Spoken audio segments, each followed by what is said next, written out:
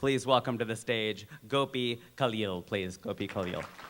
Actually, in the day of the internet age, things can fly and change pretty quickly. 5 minutes before I started, not 5 minutes, about 15 minutes before I started, Harina and I had an email exchange.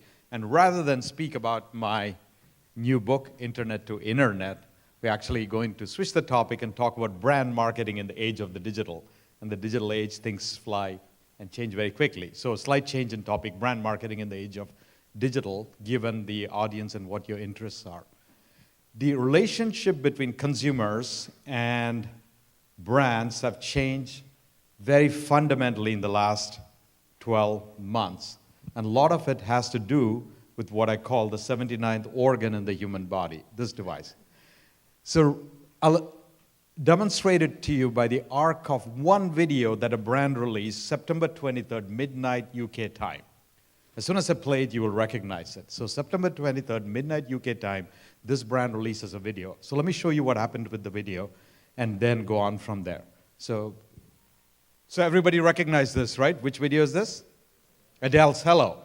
So Adele's marketing team releases this one single gorgeously produced sepia tone video shot on a farm in Quebec out onto the internet, and then it starts exploding across the internet. So part of my job at Google is to watch these kind of cultural memes. Every hour after this video was released, it was accumulating 1 million more views every single hour. At peak times, 1.6 million views. By the end of the first day, this video had 27.7 million views. That is more than the population of Australia. And if you look, as of this morning, it is 1.7 billion views, which means if Adele's view count was the equivalent of a country, this would be the most largest country in the world. Now, you might look at this and say, well, this is Adele, 3-time Grammy Award-winning pop star. What has that got to do with me and my business here? So let me make the connection here. First of all, Adele's team was able to accomplish this not because they were driving huge amount of marketing. Their super fans were doing it. As soon as they put this video in the hands of the super fans, they took over from this point, and using devices like this, they were amplifying the brand for Adele. And from Bristol to Barcelona to Bombay, this video was being seen by people around the world. Secondly, if Michael Jackson and his marketing team had to do it 20 years ago with, say, Thriller, it would have been impossible. They would have to sign expensive deals with BBC in the UK, MTV in the US, NHK in Japan, and still got to this kind of reach. Here, Adele's team just picks one platform, one video, and is able to get it out there. But the most important thing you might say, so what has this got to do with business goals? Adele is also a smart businesswoman. She's got commercial interests as well, and she cares about two things: music sales and ticket sales. So let's see how she did against those two metrics as a businesswoman. Because this video, Hello, had been viewed by so many people who might not have otherwise come across this single, like everyone here seemed to know about it, people felt compelled to own this, even in an era when people don't buy music. So this single became the largest selling single in history. It broke Taylor Swift's record. And then 30 days later, she released her album called 25. She had about 45 days of sales in the year left. And in the 45 days, she crushed every other album that had come out in the year. It had become the largest selling album of 2015. And then in January, she announced her concert tour through the US. That's the second metric she looks at. How many tickets do I sell for my concert? And she sold every single ticket. She was going to 23 cities around the US. In 45 minutes, she sold every single ticket. So that is how she converts this kind of reach into commercial interest. Now, at this point, you might still be skeptical and say, well, this is still about music. I get it. Music is one of the most popular use cases on platforms like YouTube. I sell widgets. I sell consulting services. I sell maybe quilts. What has this got to do with my brand, my business? But the same consumer who's watching Adele is the one who's wearing Nike shoes and drinking Starbucks coffee. The same behavior can be replicated. So let me show you an example of how entrepreneurs and businesses, big and small, are watching this kind of behavior and seeing what is it that we can do to connect with our consumers. So let's switch from Adele to a little less known brand. Maybe many of you may recognize it. How many of you know of the Hamilton Star Quilt Company? Sorry, Missouri Star quilt company in Hamilton, Missouri. I don't expect anybody to raise their hand, right? It's a small business, one-woman business. And it's started by a company, by a woman called Jenny, who lives in Hamilton, Missouri. It's got 10,000. So if you just go to the black slide, Yaneshwar, till I'm ready. Black, please. The black tab, please. Yeah, thank you. So this lady, Jenny, her husband used to work for Missouri Star newspaper as a mechanic. He lost his job, and the family was in a little bit of trouble. So she has a passion in quilt making. And she started a small store in downtown Main Street, Hamilton, a town with 10,000 people. And she had 2 teenage boys, and they said, "Mom, you got such good talent in quilt making. Why don't you make some videos about yourself, put it up on the internet?" And Jenny was like, no, that is not my thing. But they kind of persuaded her to do it. And those of you who have kids in that age group know when your kids are filming you or taking a photograph, how fraught that relationship can be between parents and the kids when you have to be in the video. But they overcame all that, and Jenny put out her first video on the internet. Let me play a few seconds of the video. Now let's go to Jenny's video. Start to finish through a baby quilt. We're going to have 4 segments in this quilting project, and the first one will be putting the top together. The second one will have to do with borders. Now, okay? The third one will have to do with how we sandwich our quilt together. So you can see this. This is no Adele video produced with using a great media team, right? Simple one-shot camera view. This video has 1.8 million views. This little quilt-making lady. So this is the very first video that she did. And based on the success of this, she has gone on to create an entire quilt-making channel. And as of today, this morning when I looked, it has accumulated 98 million views. This is a one-person quilt-making company in Hamilton, Missouri. But that's not quite it. Today, Jenny, and she's now hired a few more people to help her, they sell about 5,000 quilts a week. Last year, 100,000 people visited Hamilton, Missouri, because they wanted to go. These are quilt fans. So quilt and the quilt fan club are not necessarily what you think of as the typical internet generation and demographic. And yet, even in such a micro niche interest audience, she finds that audience, she finds that connection, and has been able to use this platform to build her brand. And that is really my message here. You could be Adele at one end, you could be Jenny with the the Missouri Star Quilt Company, and still find your passion audience and be able to connect. And Jenny, of course, has been able to accomplish all of this without spending a single dollar because you can leverage the medium for free. And that is really my message if you're being an entrepreneur and getting started. So what is the approach all of these brands, whether it's Rajiv's P&G or Adele or Missouri Star Quilt Company taking? How do you think about this? Because the internet seems this vast, widespread, pervasive kind of medium. What are you supposed to do as an entrepreneur if you're just getting started? A simple framework that I talk about, whether it's a CMO of L'Oreal or someone like Jenny who's starting a business, because the same format applies to everyone, is this framework. Yaneshwar, can you bring up the framework? I'm sorry for this back and forth. I'd expected that I would be able to drive live demos from here, and I keep everything in the cloud. I have no PowerPoint slides, so that's why I'm going back and forth with the AV team. So if you look at that schematic, this is really the heart of trying to build your brand on digital. Always start with, it's a simple framework. You know who your customers are, be able to define. Jenny knows who her customer is. Adele knows who it is. It might be different audiences. And once you know it, you try to understand them. And there have been traditional methods like market research, et cetera, except digital now gives you powerful signals that simply was not available. And I'll show you an example. Once you understand who your audience is, connect with them in that window when they most care about your brand, about your product, about your service.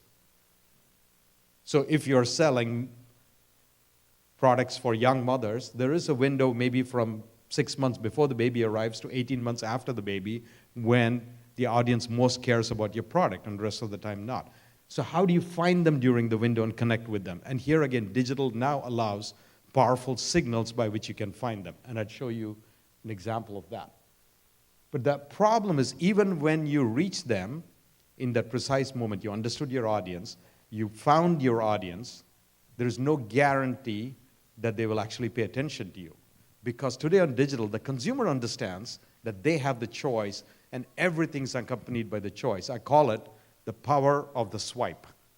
The power has shifted to the consumer, where they're essentially telling all of the brands out there, all of the organizations, attention is my currency you're after, and I will trade my attention with you if you provide some value. If you don't provide the value, they look at it on a platform like this, and within a few seconds, what do? They swipe you away and move on to the next thing. So how do you make your message unswipeable, unskippable, is the challenge for every entrepreneur out there, every business out there. And the kind of techniques brands are using is to engage with your audience using entertainment as a hook, deliver value through entertainment, or educate your audience, or be useful in their life, provide a utility, or the best is get them to participate in some way so they're interacting with you. And again, I'll show you a few examples of that to bring it all together. But all of this only makes sense if you put a wrapper around it, which is measurement, if you can see the numbers behind it. Because if you know what your goals are as a business, whether it's revenues or some other brand goals, every time you do any of these things on digital, test it immediately and see if the numbers come back. If the numbers align with what your goals are, do more of it. If not, change your strategy.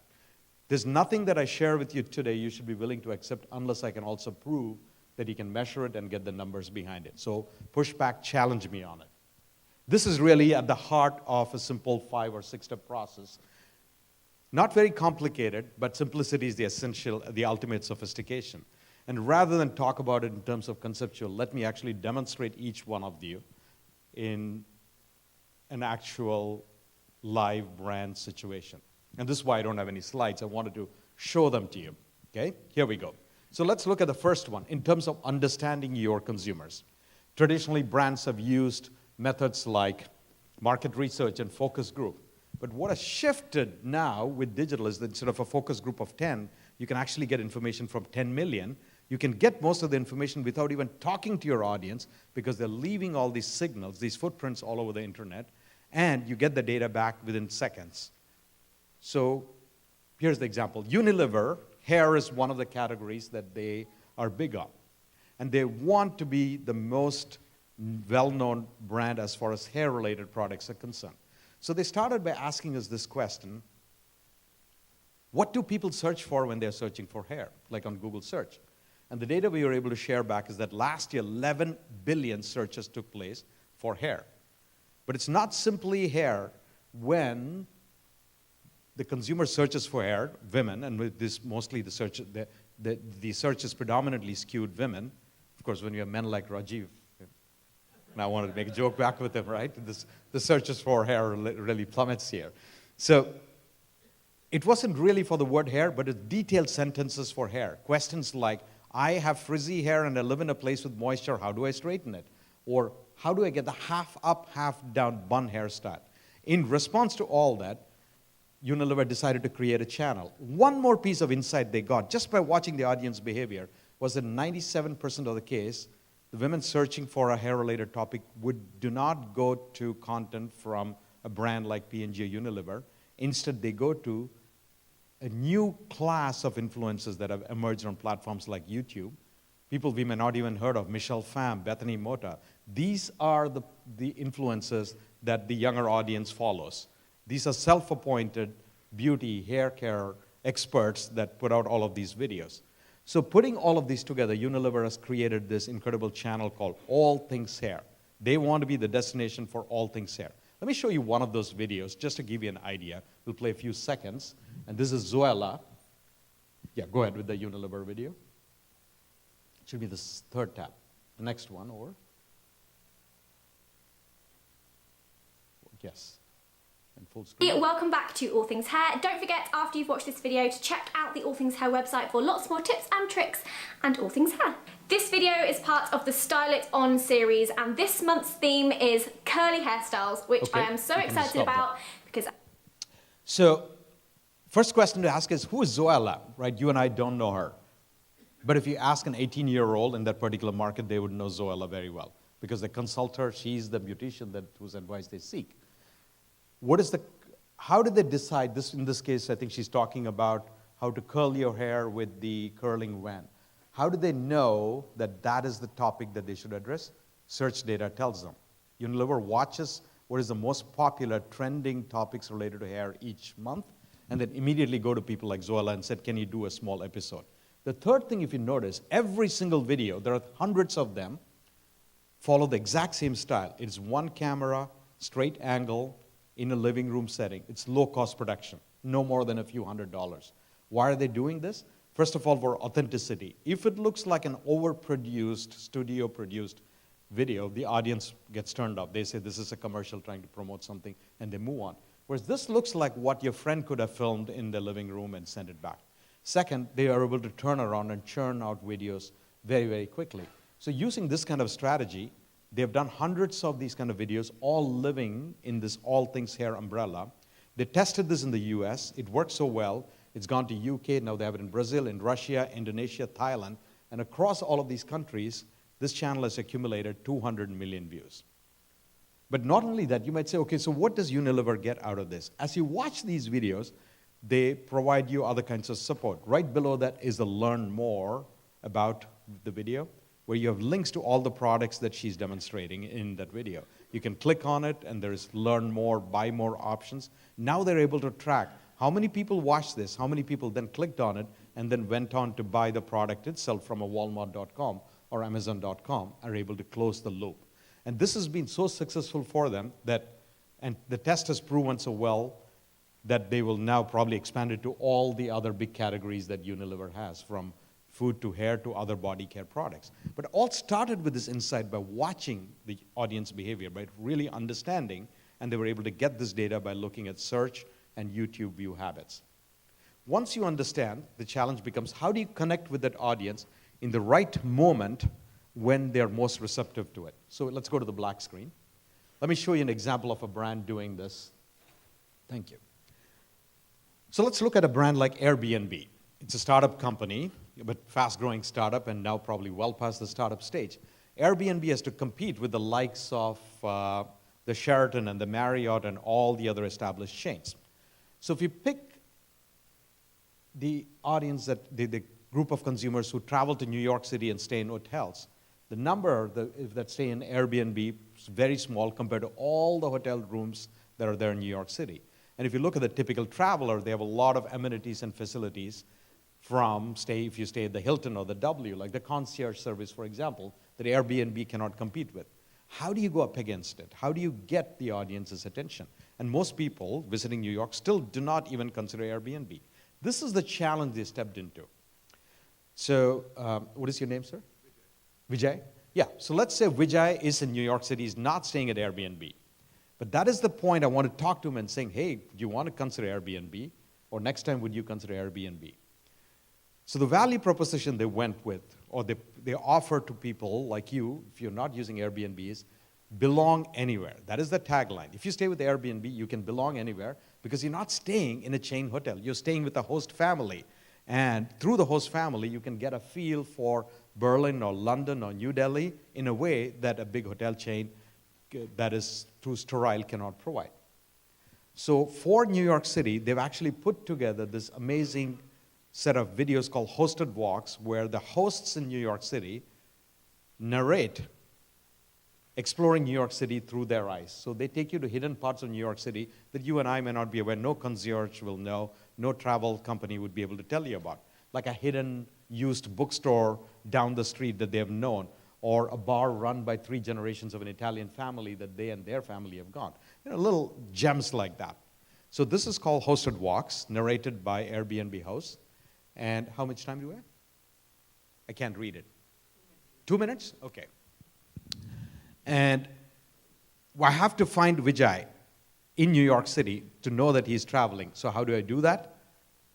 If he has a phone, that's an immediate signal. I know where Vijay is. That tells me he's in New York or if he's in Houston. So I only talk to him when he's in New York. But even then, he could be a resident of New York, not a traveler. So I need one more signal. And that's easy to find.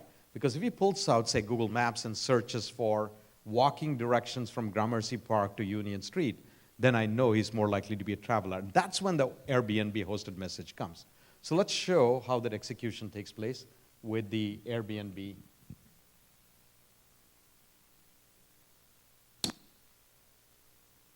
Hospitality, human hospitality.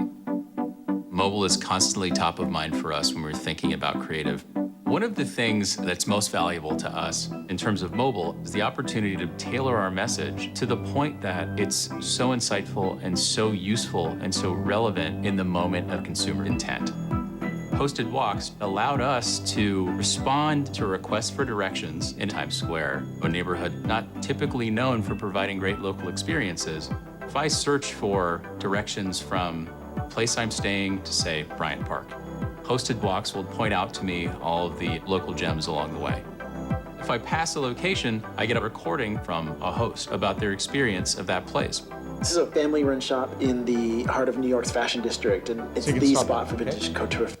So it is content like that that is only shown to people like Vijay in the moment when it's most relevant to them. Otherwise, they don't waste your time. Connect with that audience. And I'm out of time. I'll probably steal 2 minutes from my Q&A session because I want to go into this next 2 examples and then finish with that. So even with all of this, you found Vijay in the precise moment, but there's no guarantee he's going to stay engaged with your content. And so that's why you ought to be entertaining or educate him or get him to participate. So I'll show 2 more quick examples and then stop for questions. What if you don't have the kind of money that any of these brands have, right? This is a challenge an entrepreneur, can you go to the black screen again? This is the challenge an entrepreneur called Mike, who started Dollar Shaving Club, was faced with. He was competing with the likes of Gillette and the other big blade companies. He solved a unique problem, and men, you will understand this. Blades are something we use every day, if we shave every day, and yet when you go into a store, it's locked up. They make it so hard for you to buy it. You have to go to the store assistant, get them to unlock the razor or the blade cabinet. So he said, this is ridiculous. It's a product everyone knows we need this every single day. Why don't I just get it shipped directly to your home, knowing this is what you need?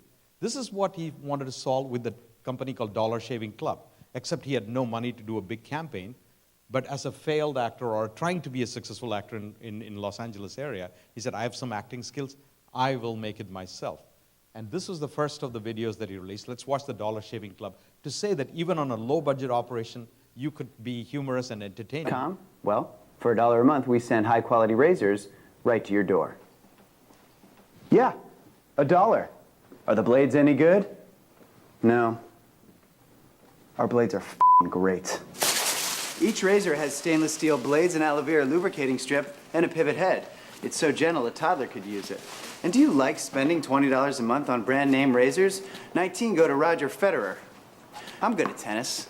And do you think your razor needs a vibrating handle, a flashlight, a back scratcher, and 10 blades? Your handsome-ass grandfather had 1 blade and polio. So this video went on to get 26 million views, and Mike built his entire company using strategies like this low-cost video that he himself stared in. Earlier this year, Unilever bought Dollar Shaving Club for more than $1 billion. Okay, so this is how you go from use all of these kind of methods that used to be only available for big brands, but even as an entrepreneur, build a business. I want to finish up with one final example of how you can get the audience to participate. And I had to do this because this is an example set in India. It's actually Nike. Again, black slide till I'm ready to stop. Nike is trying to build its business, and Nike, even though it's a global brand, is still a startup when it comes to India because there was no Nike before this. So they had to build the brand from the ground up. And I'm very familiar with this example because my brother works for Nike and he was sent to India to build the business up. So if you're Nike and if you're entering the market, what sport would you lead with? Cricket. Except one challenge for Nike is that they've always had a strategy of using elite athletes in their marketing. Kobe Bryant and Messi and Ronaldo, etc.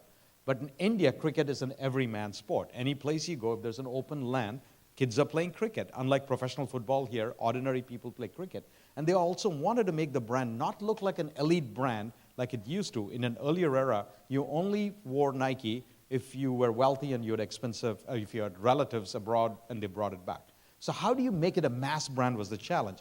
And they said rather than feature Mahendra Singh Dhoni or Sachin Tendulkar, we need to feature everyday athletes. So this is what they did. They told their audience, you guys all play cricket all the time, and you are armed with a high-definition camera in your pockets, the 79th organ.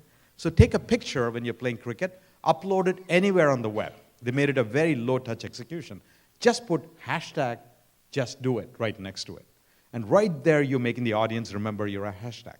250,000 photographs were uploaded by Indian youth playing cricket. They then looked through those photographs and picked 1,440 of them, one for every minute of the day, stitched them together to look like a video, but it's actually still photographs, all generated by their current and future customers. Again, low-cost execution. They don't have to worry about film crews and photographers. The audience does it for them. All they had to do was to curate it. I'll show you the end product, the video that they released, and we'll close with that. Thank you, for Nike at least. There are 300 images of kids in that particular video. What do you think those kids did when this video came out? Exactly. They started amplifying it. And it's not just the kids, it's the mothers and the aunts and the grandparents all sharing it with their friends and family. This is what participating, getting your audience to do it for you means. You employ strategies like this where they become part of the marketing message as well. And again, it's a low-cost production. You just invited your audience to submit photographs. All they had to do was to curate and stitch it together. And it is strategies like this that brands are using to really complete that whole cycle. I know we are out of time. Do we have time for questions, or do you want me to end it here? One question, right? Do we have? Oh, 10:30. Okay. So we have time for a few questions. And after that, I will be at the back. I've got a few copies of the book. If you want to pick one up, you're welcome to, and I'll sign it and talk to you. Yes, sir. And when you ask the question, if you can tell me your name. Do you need a mic? No. Okay, Ram. Yeah. Yeah, absolutely. So B2B scenario, let me use a very complex example. The Rainforest Alliance wants small businesses to put the logo of the frog.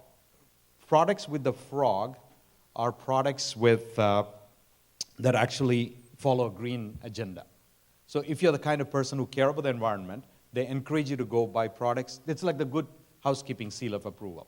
So they say buy coffee or buy bananas with the green frog logo on it. So they wanted small business to understand that there's an advantage of getting that logo certified on your product and put. But how do you communicate this message? Can be a very complex kind of message. And I'll show you a small video that the Rainforest Alliance did, because it's more like a public service thing. So if you don't mind, I'll show you one more, because it is really funny and hilarious and shows how clever these brands are thinking to attract small businesses to understand the power of putting the frog logo or getting that certification. So it's like this parody that goes on, it's hilarious, and you can tempted to watch it. But the final message is, look, you're not going to do any of this.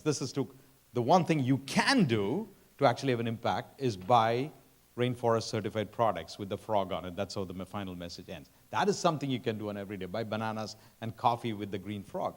And then this message also got across to small businesses making those kind of products. And the volume of those companies asking for the certification from the Rainforest Alliance went up by 20%. Another example of B2B, how many of you seen the Van Damme split video? The epic split, where he split, right? So that was a B2B example of Volvo, because who buys trucks? Fleet owners, truck drivers, businesses that need transportation.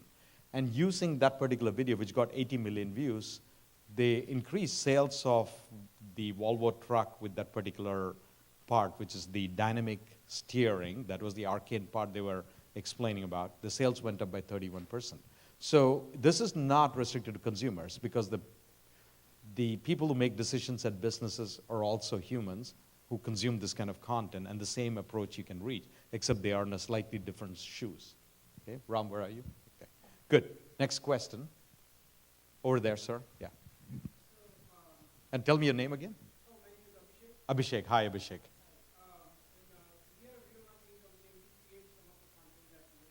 Please do so. Yeah, we need the business. So I was going to just ask another question, like, do you have advice for like companies who use that content? What would be some advice for companies like us that create that content? How do we amplify our message and Okay, so your question is, how do you reach the kind of companies that will want to create these videos, right? So there is a huge need for them, because more and more organizations want to get, but not quite sure how to do it. And there's an entire new industry that has emerged just to fulfill that need.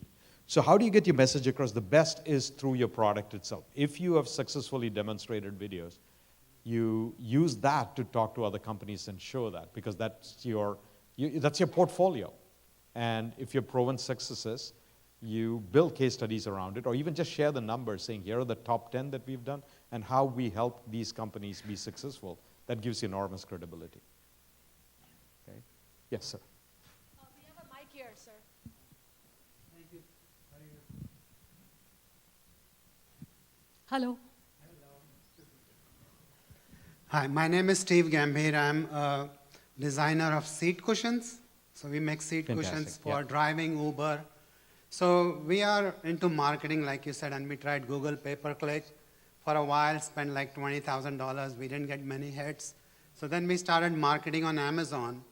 So most of the traffic I've seen for consumer goods, when you Google something like seat cushions, the whole page is Amazon. So you're right in a sense, now we started video marketing and we are getting that audience.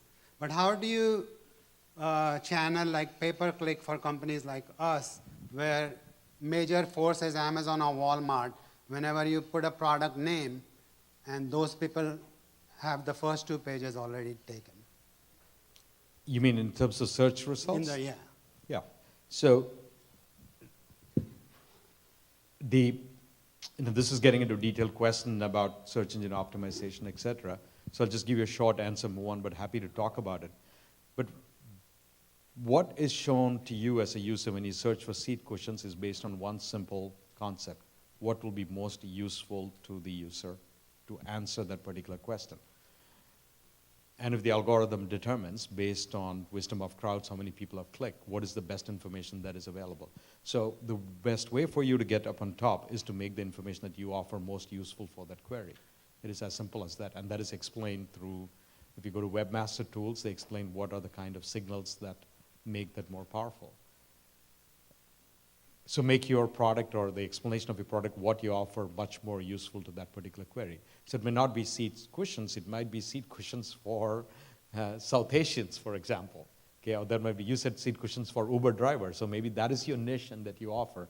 So these are the ways by which that you suddenly become on the top, because there is something relevant for that particular search query that you offer. Okay? But it's a whole detailed discussion about how to optimize it based on the signals. Yeah, Sanjay? Related to that, how important is telling a story when you're a startup or a small business? Yeah. And how do you make the switch from your personal brand to, let's say, your business brand? Correct. Yeah. How important is it to tell your story? If you're trying to be a marketer and build a brand, it is absolutely essential. Not only, I think it is the only way. If you notice even this presentation, you will remember many of these things for a long time. You're not going to forget the Nike cricket example. You're not going to forget the Dollar Shaving Club, because they are all stories. Stories is how human beings communicate. It's not unique to the digital era. For 3,000 years, in every culture, human beings gather, whether it's around the dinner table or on a campfire or in a school, and we tell stories to each other. So even as a small business, you start telling stories, because that's what makes you very unique and different.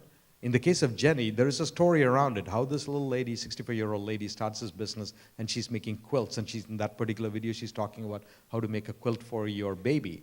And that's a memorable story, and immediately she distinguishes herself from every other quilt shop in America, that 100,000 people will make a ride, will travel all the way to Hamilton just to see Jenny, because that's a personal story around her.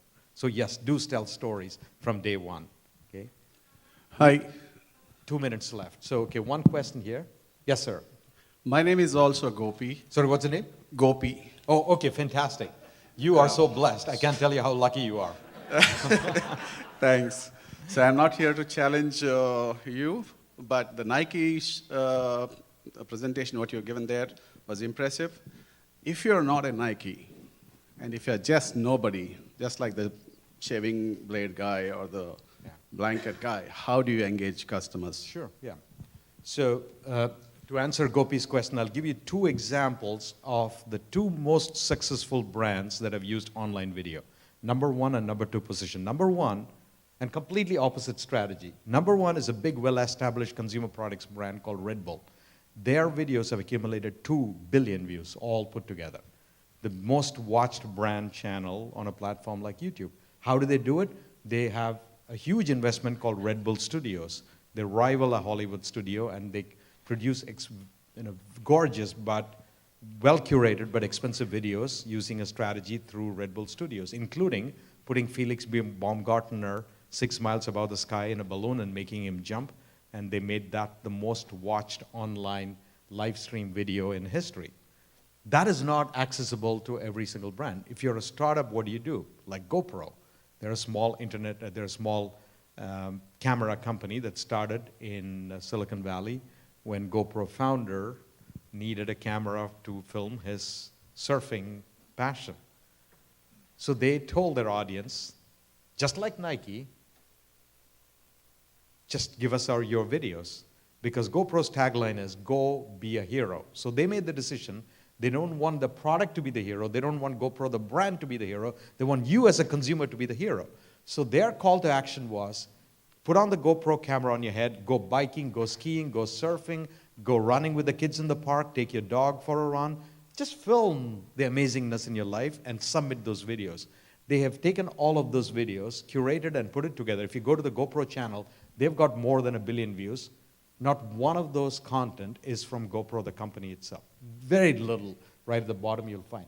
All of the content is from people like you submitting it. Essentially what they've done is they put the audience on a pedestal and said, it's not about the camera, it's what happens when you put the camera on your head and live your amazing life. And snippets of that is what they celebrated. And that's how they employed. So even for a startup company, there are techniques like this available.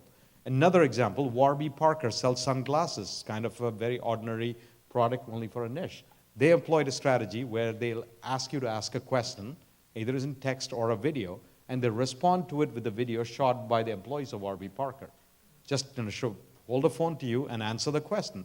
It's very human, it humanizes it, low-cost production, $0, and all of a sudden, the brand becomes, instead of some anonymous company in New York, you start knowing all of the people who are there to help you with their expertise on eyeglasses. So there's a dialogue between the audience and the employees of the brand that takes place. Very easy, low-cost, $0 kind of production. Okay. One last question, sir. I'm Dr. Gurmeet Multani, and my question is, do you see a role or a concern in subliminal messaging when people are posting these videos towards marketing? So do I see a role in subliminal messaging, right? Of course there is. We are human beings and we respond to all sorts of messages, including subliminal messaging. And it's not just in videos. It's been in all kinds of communication through history. This is how human beings relate to each other. There is obvious, visible forms of communication that comes from words, gestures, all of those. But we also respond to all of those below the surface kind of signals. And that is just wired into our genetics, wired into our evolution. So the same concepts are, of course, carrying on onto these kind of videos. And they're there. If I could analyze that Adele video, for example, and show the very, very subtle signals that are built in. Or even the Nike video in terms of what are the pictures that they have, whether it's a Taj Mahal or whether it's a gully in Nagpur that is used in those. Absolutely, yes. With that, I'll close off. And the most important, the final message here is, this medium has really democratized marketing for everyone. What used to be the domain of large brands with billion-dollar budgets is now available even for a one-person entrepreneur like Jenny with a $0 budget. And that's really my message, that study it, take full advantage of, have fun with it, and you don't even have to reinvent it. Others are doing it. Just watch and emulate what they're doing, and you'll be able to build a successful brand and business. If you have more questions, I'll be at the back and happy to share my new book, which is less to do with brand marketing, a different passion that I have. It's called From the Internet to the Internet, which really talks about more than these outer technologies, how do you nurture the inner technologies, your body, your brain, your mind, your consciousness, and live a very fulfilling life. Thank you. Namaste.